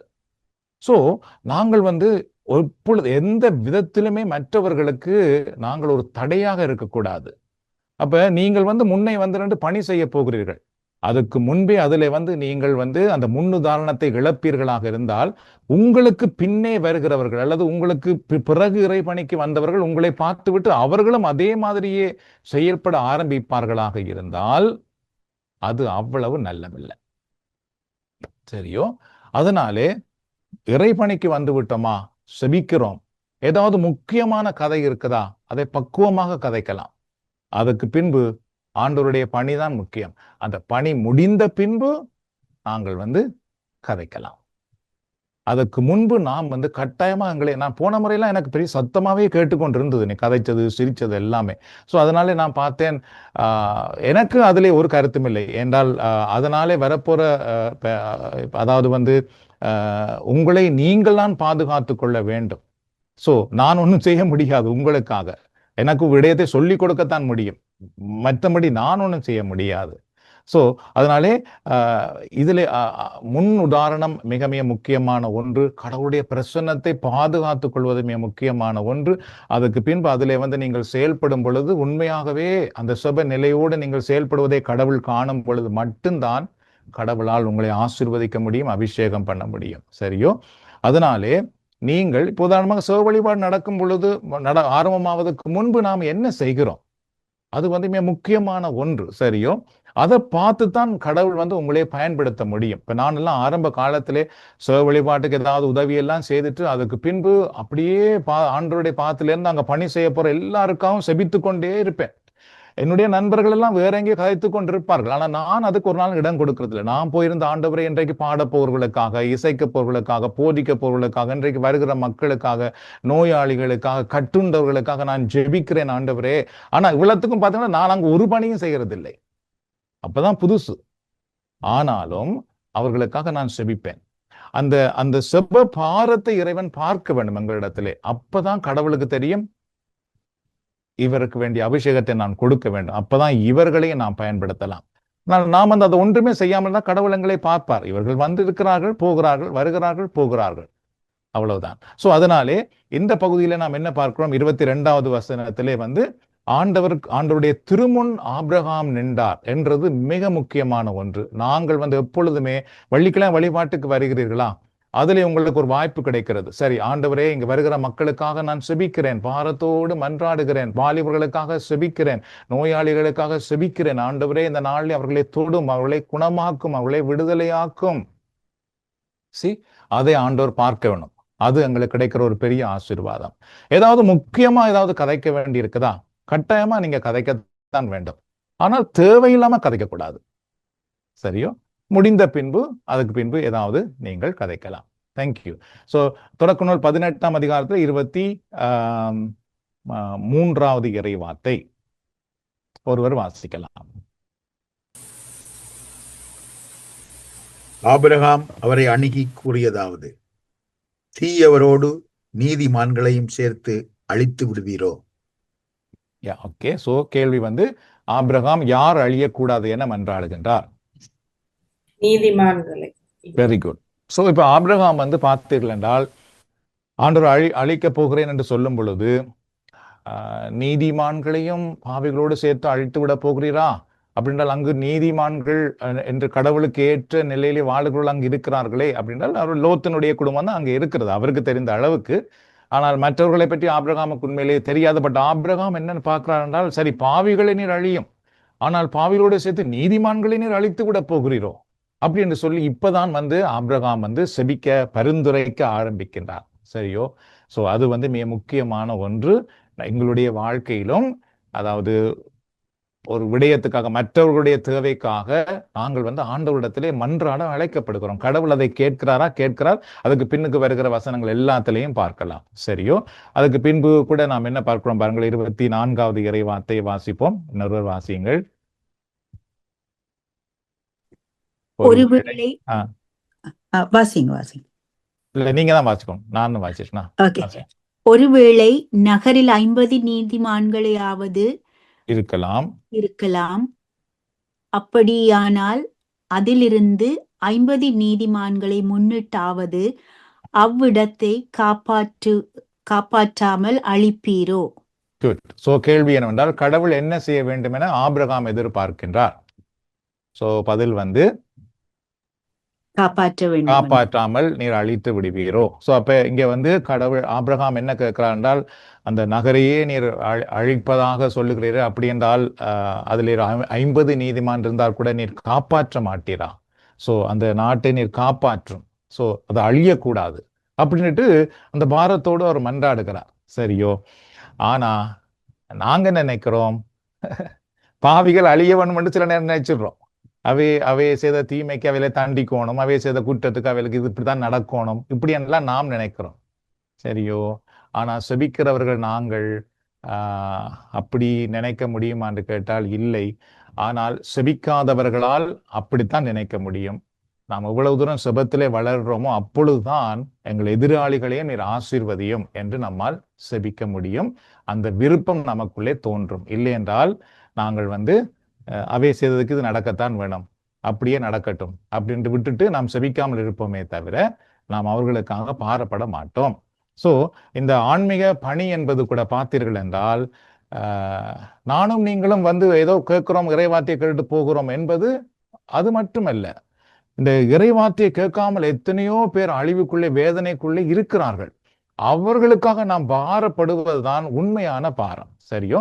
நான் வந்து இந்த அபிஷேகத்தை பற்றிலாம் நிறைய சொல்லுவேன். உங்களுக்கு உண்மையிலேயே அபிஷேகம் வந்து ஆண்டவருடைய அபிஷேகத்துக்குள்ளே நீங்கள் வளர வேண்டும் என்றால், நீங்கள் வந்து ஆண்டவரே நான் பாட எனக்கு அபிஷேகம் தாரும், போதிக்க எனக்கு அபிஷேகம் தாரும், இதெல்லாம் தாண்டி ஆண்டவரே இது உம்முடைய வார்த்தையை கேட்காமல் இருக்கிற மக்களுக்காக, உம்முடைய வார்த்தையை அறியாமல் இருக்கிற மக்களுக்காக, இருளுக்குள்ளே இருக்கிற மக்களுக்காக, கட்டுக்குள்ளே இருக்கிற மக்களுக்காக, பாதாளத்தை நோக்கி ஓடிக்கொண்டிருக்கிற மக்களுக்காக நான் செபிக்கிறேன். ஆண்டவரே அவர்களுக்கு விடுதலை உண்டாகட்டும், அவர்கள் எப்படியாவது உம்முடைய வார்த்தையை அறியட்டும், மீட்பரை அறியட்டும் என்று நீங்கள் பாரத்தோடு செபிக்கிறவர்களாக நீங்கள் மாறும் பொழுது மட்டும்தான் அந்த பாரம் நமக்கு வர வேண்டும். அந்த அபிஷேகம் நமக்குள்ளே வளர ஆரம்பிக்கும். சரியோ?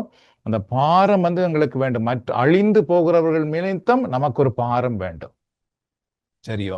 அதற்காக நீங்கள் வந்து உங்களுடைய தனி சபத்திலும் சரி, மற்ற சபை நேரங்களிலும் பாரப்பட்டு செபிக்க வேண்டும். அப்ப கடவுள் என்ன செய்வார் என்றால், எங்களை பார்ப்பார், சார் இவர்கள் வந்து எவ்வளவு பாரமாக இருக்கிறார் மற்றவர் மேலே. அப்ப கடவுள் வந்து அந்த அபிஷேகத்தை ஊற்றுவார். அந்த அபிஷேகம்தான் உங்களுடைய பாடல் வழியாக, உங்களுடைய செபம் வழியாக, உங்களுடைய போதனை வழியாக வெளியே வரும். அந்த போதனையிலே, அந்த பாடலிலே வந்து அப்படி ஒரு மனதுருக்கம் இருக்கும். அப்படி அவர்கள் மனமாறக்கூடிய, மனம் உருகக்கூடிய ஒரு அபிஷேகம் அதிலே வரும். அப்ப பார்த்துக்கின்றால் அவர்கள் தொடப்படுவார்கள். அப்ப அந்த அபிஷேகத்தை பெற்றுக்கொள்வதற்கு இங்கே வந்து ஆத்மாக்கள்ல நமக்கு பாரம் இருக்க வேண்டும். ஆபிரகாமுக்கு இருந்தான்னு கேட்டால் ஆபிரகாமுக்கு இருந்தது. சரியோ? 50 நீதிமான் தான் நீ அழுத்து விடுவீரோ? 50 கொடுத்து கேட்டு அதுக்கப்புறம் அப்படியே ஒவ்வொன்றாக கேட்டுக்கொண்டு வருகிறோம். அடுத்த வார்த்தைக்கு நாம் போகலாம். 25வது இறை வார்த்தை வாசிப்போம். தீயவனோடு நீதிமானையும் அழிப்பது உமக்கு ஏற்றதன்று. நீதிமானையும் தீவனையும் சமமாக நடத்துவது உமக்கு உகந்ததன்று. அனைத்துலகிற்கும் நீதி வழங்குபவர் நீதியுடன் தீர்ப்பு வழங்க வேண்டாமோ என்றார். சரியோ? கேள்வி வந்து கடவுள் எவ்வாறு தீர்ப்பு வழங்குபவர் என கூறப்படுகின்றது என்று கேட்டிருந்தால் பதில் வந்து என்ன? நீதியாய் தீர்ப்பு வழங்குகிறவர். சரியோ? சோ இப்ப இதுல இருந்து கடவுள் என்ன எங்களோடு பேசுகிறார், செபத்துக்கு என்ன சொல்லப்படுகிறது, இது எல்லாமே பார்த்துக்கின்றால் ஒரு நம்மை நல்ல அழகாக உருவாக்கக்கூடிய கடவுள் வந்து சரியோ பிழையோ நீதியாய்த்தான் செயல்படுவார். நான் ஏதோ காலையிலிருந்து பின்னேரம் வரைக்கும் சாப்பிடாமலேயே இருந்து ஆண்டவருக்கு பணி செய்து கொண்டிருக்கிறேன் என்றதுக்காக கடவுள் வந்து நீதியிலிருந்து தவறுவாரோ? இல்லை. நான் வந்து கோடி கோடியா காணிக்க கொடுக்கிறேன், அதனால கடவுள் நீதியிலிருந்து தவறுவாரோ? நோ. கடவுள் நீதியாய்த்தான் செயல்படுவார். சோ அதனால நமக்கு தெரிய வேண்டும், நாம் நீதியா இருப்பதற்காக செபிக்க வேண்டும். சரி ஆண்டவரே, உமக்கு முன்னிலையிலே நான் நீதியா சரியா இருக்கேன்னு ஆசீர்வதியும், ஒரு குற்றம் இருந்தால் என்னை மன்னியும். தாவீது பல முறைகள் அப்படி என்னை ஆராய்ந்து பாரும் ஆண்டவரே, என் வாழ்க்கையை ஆராய்ந்து பாரும். சரியோ? ஏண்டா நாங்க மற்றாக்களுக்காக நாங்கள் இறை பணி செய்கிறதும் இல்லை, மற்றாக்களுக்காக நாங்கள் கோயிலுக்கு வர்றதில்லை, எங்களுக்காக. அதே நேரத்திலே நாங்கள் இறை ஆண்டோர பணியிலே பயன்படுத்தும் பொழுது மற்றவர்களுக்காக நாங்கள் செயல்படுகிறோம். அது வேற விடயம். ஃபர்ஸ்ட் எங்களுடையது மிக முக்கியம். ஸோ இங்கே நீங்கள் பார்த்தீர்கள் என்றால் அதுதான் நாம் பார்க்கிறோம். என்னவென்றால் 25வது இறைவார்த்தையிலே கடவுள் எப்படி தீர்ப்பு வழங்குகிறார் என்றால் நீதியின்படி தீர்ப்பு. அப்போ ஆபிரகாம் என்ன கேட்கிறாண்டால், அதாவது அப்படியானால் அதில் இருக்கிற 50 நீதிமான்களை முன்னிட்டாவது அவ்விடத்தை காப்பாற்றாமல் நீர் அழிப்பீரோ என்றால் நீ நீதியின் கடவுள் அல்லவா? சரி, அப்ப இந்த அடிப்படையிலே நாங்களும் ஒன்றை அறிந்து கொள்கின்றோம். நாங்கள் எவ்வளவு தூரம் உண்மையாக வளர கற்றுக்கொள்கிறோமோ அந்த அளவுக்கு கடவுளுடைய அருளும் ஆசீரும் எங்களை பின்தொடர்ந்து வருகின்றது. தொடக்க நூல் 18:25 நாம் வாசிப்போம். அதற்கு ஆண்டவர், நான் சோதோம் நகரில் 50 நீதிமான்கள் இருப்பதாக கண்டால் அவர்களின் பொருட்டு முழுவதையும் காப்பாற்றுவேன் என்றார்.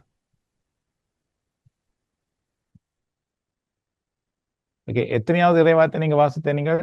26. Okay, good. 26.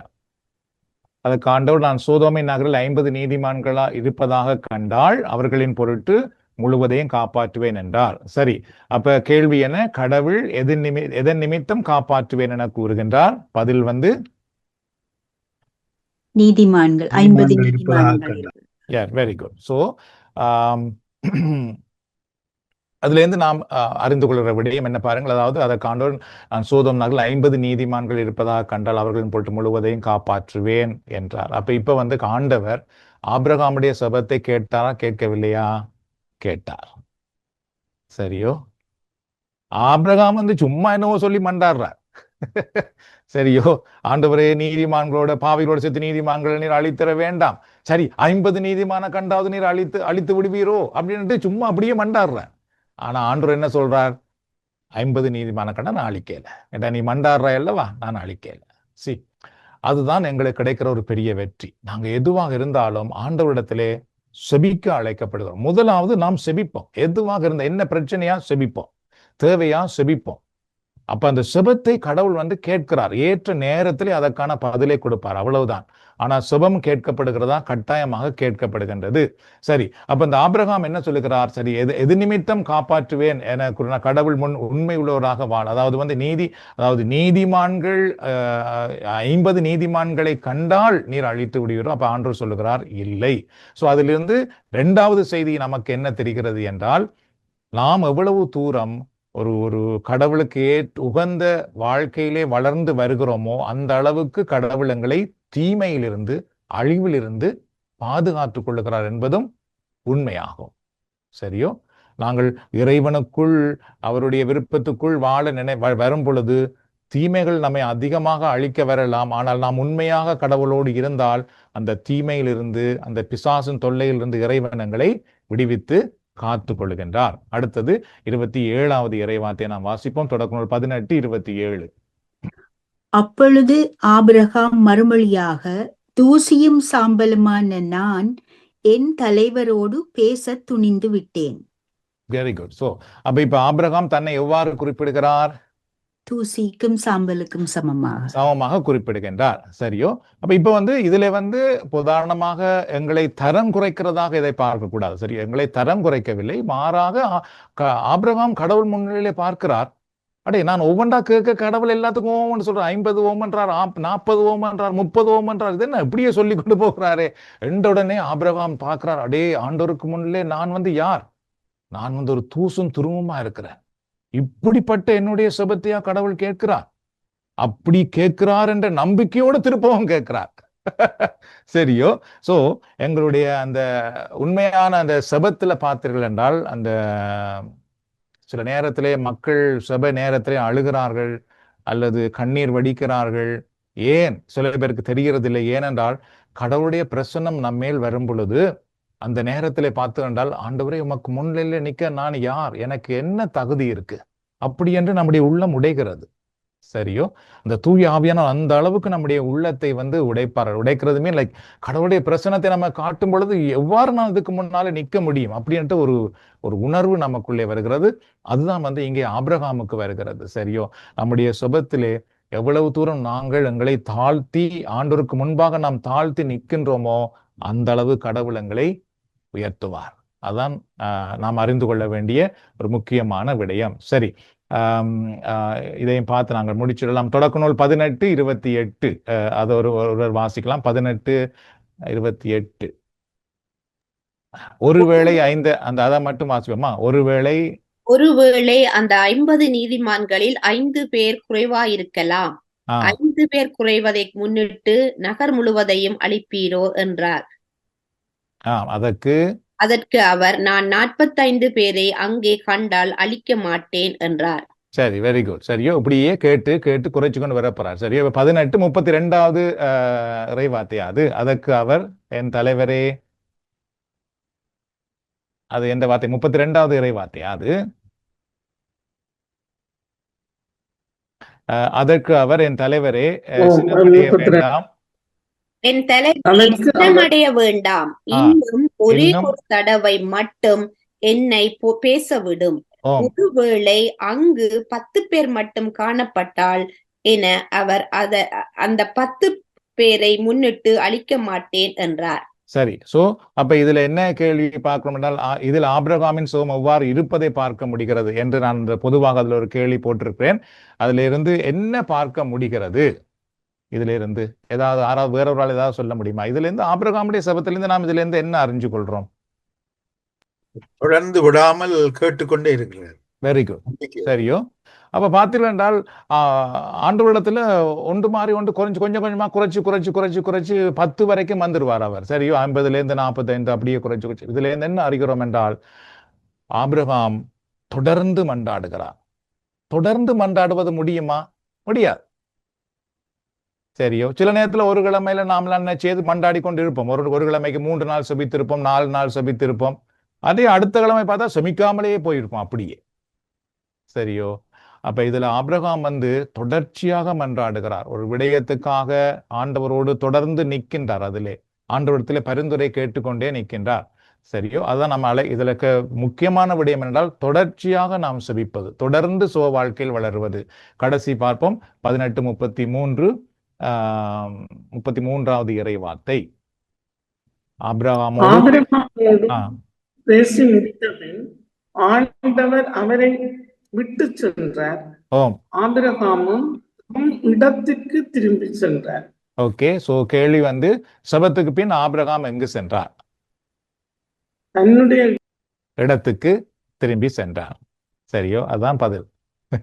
எல்லாம் பேசி முடிச்சாச்சு. சரியோ?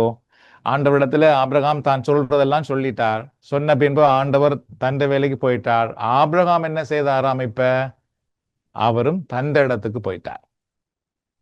சரியோ? அதுல நின்று கொண்டு, ஆண்டவரே, நான் கேட்டதை நீ செய்வீரா? நீ செய்யாம விட போறீரா? எனக்கு ஒரு பதில் தாரும் அப்படின்னு ஆண்டு பிடிச்சு கொண்டு நின்றாரான்னு கேட்டால் இல்லை. அவர் பேசாமல் ஆபிரகாம் தன்னுடைய அவருடைய சுபம் முடிந்து விட்டது, பேசாமல் தன்னுடைய இடத்துக்கு போயிட்டார். இதுதான் எங்களுக்கு இருக்கிற இதுவும் ஒரு பெரிய கடினமான ஒரு விஷயம். என்ன தெரியுமா? நாம் செபிக்கிறோம், இன்னமே ஒன்றும் பதில் காணவில்லையே, இன்னமே ஒன்றும் கடவுள் சொல்லாமல் இருக்கிறார் என்று மனதை போட்டு உலட்டி கொண்டே இருப்போம் நாம். சரியோ? நாம் செபித்து விட்டோம், கடவுள் ஏற்ற நேரத்தில் எனக்கு கொடுப்பார் அப்படின்னு பொறுமையாக இருப்பது வந்து மிக மிக முக்கியமான ஒன்று. கடவுளுடைய நேரத்துக்காக நாம் காத்து கொண்டிருப்பது. சரியோ? இதெல்லாம் கேட்க நல்லதான் இருக்கும். ஆனால் நீங்கள் பார்த்து கண்டால் நம்மை அறியாமலேயே நாம் மனம் உடைந்துருவோம். செபிப்போம், ஐயோ இன்னமே இது சரி வரலையே, இன்னமே கிடைக்கலையே அப்படின்ட்டு மனம் உடைஞ்சு கொண்டே இருப்போம். சரியோ? அதுக்கு பிறகு நாமவே ஏதாவது சிந்தித்து, நாமவே கதைத்து, அதுக்கு பிறகு நாமவே செயல்பட்டு சில நேரத்திலே கடவுளுடைய சித்தத்துக்கு எதிர்மாறா போயிடுவோம். மாறாக இதுல இருந்து நாம் அறிந்து கொள்வது என்னவென்றால், ஒரு விடயத்துக்காக ஆண்டவரிடத்திலே செபித்த பின்பு அதுக்கு பின்பு நாம் பொறுமையாக சில காலம் காத்திருக்க வேண்டும். நான் ஆண்டவரிடத்திலே செபித்திருக்கின்றேன், ஆண்டவர் ஏற்ற நேரத்திலே எனக்குரியதை அவர் தருவார் என்று பொறுமையா இருப்பது. சோ அதுதான் இங்க கண்டுகொள்றோம். ஆபிரகாம் அவருடைய இடத்துக்கு திரும்பி சென்றார். சொல்றதை சொல்லிட்டு அவருடைய இடத்துக்கு போய் திரும்பி போய்விட்டார். அப்புறம் நான் நீங்களும் செபித்த பின்பு பேசாமல் நாங்கள் வந்து ஆண்டவரிடத்திலே ஒப்பு கொடுத்து விட்டு அமைதியாக ஆண்டவருடைய நேரம் வரையும் காத்திருப்பது. Very good. So thank you. So இந்த 18வது அதிகாரத்திலே பார்த்தீர்கள் என்றால் சென்ற முறை யோசபாத் அரசருடைய சபத்திலே அந்த புகழ்ச்சி சபம், அந்த இறைவாக்கு, அதை பார்த்தது போல இதிலே வந்து பரிந்துரை சபமும், அதே நேரத்தில் நாம் எவ்வாறு இந்த சபத்திலே வளர வேண்டும் அப்படி என்ற பல விடயங்களை இதில் பார்த்திருக்கிறோம். சரியோ? ஸோ நாம் இப்பொழுது எங்களை அர்ப்பணித்து நாம் செபிக்கலாம். அன்பின் ஆண்டவரே, இந்த நாளுக்காக நாங்கள் உமக்கு நன்றி கூறுகின்றோம். இந்த இறை வார்த்தையை இந்த 1 மணி நேரம் எங்கள் இல்லத்தில இருந்து நாங்கள் தியானிப்பதற்கு இந்த நல்ல இணையவழி இணைப்பை தந்தது மட்டுமல்ல, நல்ல ஒரு புதுவாழ்வு குடும்பத்தின் ஒரு உறவை எங்களுக்கு கொடுத்திருக்கிறீர். அதற்காக நாங்கள் உமக்கு நன்றி கூறுகின்றோம்.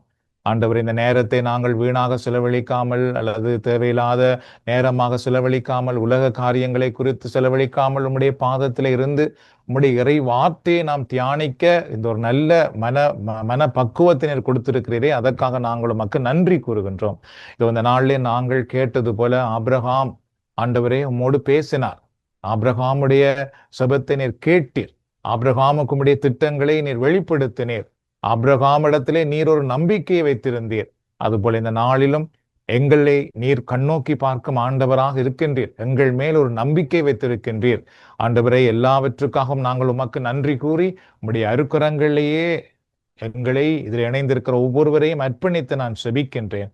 ஆண்டவருடைய அருக்கரம் ஒவ்வொருவரையும் ஆசீர்வதிக்கட்டும். ஆண்டவரே, ஆபிரகாமுடைய செபத்தை நீர் கேட்டீரே, அதுபோல இதில் இணைந்திருக்கிற ஒவ்வொருவரும் செபிக்கும் பொழுது உங்களுடைய செபத்தை கேட்டு நீர்தாம இவர்களை ஆசீர்வதியும், இவர்களை வழி நடத்தும். ஆபிரகாமோடு நீர் பேசியது போல நீரும் இவர்களோடு பேசும். ஆபிரகாமுக்கு நீர் உம்முடைய திட்டங்களை வெளிப்படுத்தியது போல நீர்தாமே எங்களுக்கு உம்முடைய திட்டங்களை வெளிப்படுத்தும். நாங்கள் எந்த வழியில் நடக்க வேண்டும், எப்படி நாங்கள் உருவாக வேண்டும், வளர வேண்டும், எல்லாவற்றையும் நீர் எங்களுக்கு கற்றுக் கொடுப்பீராக. இது இந்த நாளிலே ஆபிரகாம் ஆண்டவரே அழிவு வேண்டாம் என்று உம்மை நோக்கி மன்றாடினாரே, நீதிமான்களுக்காக உம்மை நோக்கி செபித்தாரே, அதுபோல நாங்களும் செபிக்கின்றோம். புதுவாழ்வு குடும்பமாக இணைந்து நாங்கள் செபிக்கின்றோம். ஆண்டவரே, உம்முடைய இறை வார்த்தை அறியாமல் எத்தனை மக்கள் இருளுக்குள்ளே இருக்கின்றார்கள். அத்தனை மக்களும் இறை வார்த்தை என்கிற அந்த ஒளிக்குள் வரும்படியாக நாங்கள் ஜெபிக்கின்றோம். இறை வார்த்தையின் ஒளிக்குள் வர முடியாதபடி பொல்லாத சத்துருவனால் போடப்பட்டிருக்கிற தடைகள் எல்லாம் உடைந்து போவதாக, அரண்கள் இடிந்து விழுவதாக, ஆண்டவரே பூட்டப்பட்டிருக்கிற பூட்டுக்கள் உடைக்கப்படுவதாக, மக்களை நீர்தாமே அந்த இருளிலிருந்து வெளிச்சத்துக்குள்ளே கொண்டு வரும்படி நாங்கள் மன்றாடுகின்றோம். அந்த மக்கள் இறை வார்த்தையின் வெளிச்சத்தை அறிவதற்கு ஆண்டவரே எங்களை நீர் பயன்படுத்தும். எங்கள் நாவை நீர் அபிஷேகம் பண்ணும். அழிவை நோக்கி, இருளை நோக்கி, அலகையினுடைய வழியை நோக்கி ஓடிக்கொண்டிருக்கிற மக்களுக்காக நாங்கள் ஜெபிக்கிறோம். குடும்பங்களுக்காக, வாலிபர்களுக்காக நாங்கள் ஜெபிக்கின்றோம். ஆண்டவரே, அவர்கள் ஒரு கணம் நின்று ஆண்டவராக இயேசுவை திரும்பி பார்க்கக்கூடிய விதமாக அந்த இயேசுவை நாங்கள் அறிவிக்கிறவர்களாக எங்களை நீர் மாற்றுவீராக. எங்கள் குடும்பத்திலே, எங்கள் சமூகத்திலே, எங்களுடைய பங்கிலே, எங்களுடைய பணியிலே ஆண்டவரே, நாங்கள் உம்மை இயேசுவை அறிவிக்க எங்களை நீர் அபிஷேகம் பண்ணும்.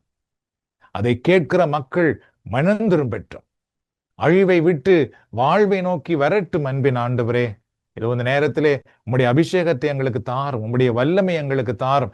இந்த ஆண்டிலே இந்த புதுவாழ்வு பணி இன்னும் சிறப்பாக ஆசீர்வாதமாக வளரட்டும். நற்செய்தி பணியிலே பிரகாசிக்கட்டும். மக்களை ஆண்டவரிடத்திலே கொண்டு வருகிற ஊழியக்காரர்கள் நீர் எழுப்பும். ஆண்டவரே, அழிந்து போகிற ஆத்துமாக்களை தேடி ஓடுகின்ற கால்களை நீர் உருவாக்குவீராக. ஆண்டவரே, மக்களுக்காக உம்மிடத்திலே பரிந்து பேசி ஜெபிக்கிற ஊழியக்காரர்கள் நீர் எழுப்பும்.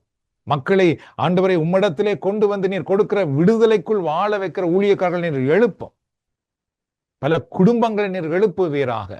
இக்கட்டுக்குள்ளே, சிறை வாழ்க்கைக்குள்ளே, பாவத்துக்குள்ளே, பிரச்சனைக்குள்ளே, பிசாசின் கட்டுக்குள்ளே அகப்பட்டிருக்கிற குடும்பங்கள் எங்கள் ஜெப கூட்டத்துக்கு வருவதற்கான வாசல்கள் திறக்கப்படட்டும். இங்கே வந்து அவர்கள் விடுதலை வாழ்வை பெற்றுக்கொள்ளட்டும். இதோ அன்பின் ஆண்டவரை, இறுதியாக எங்கள் புதுவாழ்வு குடும்பத்தில் இருக்கிற ஒவ்வொருவருக்காக, ஒவ்வொரு குடும்பத்துக்காக நாங்கள் ஜெபிக்கின்றோம். ஆபிரகாம் நீதிமான்களுக்காக மன்றாடியது போல நாங்களும் இந்த நேரத்தை எங்கள் ஜெபக்குள்ள இருக்கிற மக்களுக்காக பாரத்தோடு செபிக்கிறோம். அப்பா, ஒவ்வொருவரையும் நீர் ஆசீர்வதியும், ஒவ்வொரு குடும்பத்தின் நீர் ஆசீர்வதியும். எங்கள் புதுவாழ்வு பணிக்கு கூட்டத்துக்கு வருகிற ஒவ்வொரு குடும்பமும் உம்முடைய ஆசீர்வாதத்தை காணட்டும், உம்முடைய ஆசீர்வாதத்தில் அவர்கள் பிரகாசிக்கட்டும். அதை காண்கிற மக்கள் கடவுளை இவர்கள் தேடுவது நிமித்தம் கடவுள் இவர்களை ஆசீர்வதிக்கிறார், கடவுள் இவர்களை ஆசீர்வதித்து வருகிறார் என்று அந்த நன்மைத்தனத்தை காணும்படி ஆண்டவரே நீர் ஒவ்வொரு குடும்பத்தையும் ஆசீர்வதிப்பீராக. ஒவ்வொரு கணவர், மனைவி, பெற்றோர், பிள்ளைகளை நீர் ஆசீர்வதிப்பீராக. எங்கள் புதுவாழ்வு குடும்பத்தில் இருக்கிற ஒவ்வொருவரும் குடும்பமாக உம்மை வழிபடவுமை ஆராதிக்கவும் நீர் ஆசீர்வதிப்பீராக. நீர் எங்கள் ஜெபங்களை கேட்பதற்காக நாங்கள் உமக்கு நன்றி கூறுகிறோம். இயேசுவின் நாமத்தில் மன்றாடி நீர் தருகிற ஆசிரியையும் வெற்றியையும் விடுதலையும் பெற்றுக்கொள்கிறோம் எங்கள் நல்ல தந்தையே, ஆமென். ஆண்டவராக இயேசு கிறிஸ்துவின் அருளும் கடவுளின் அன்பும் பரிசுத்த ஆவியின் ஐக்கியமும் நம் அனைவரோடும் நம்முடைய குடும்பத்திலும் எப்பொழுதும் இருப்பதாக. பிதா சுதன் பரிசுத்த ஆவியின் பெயராலே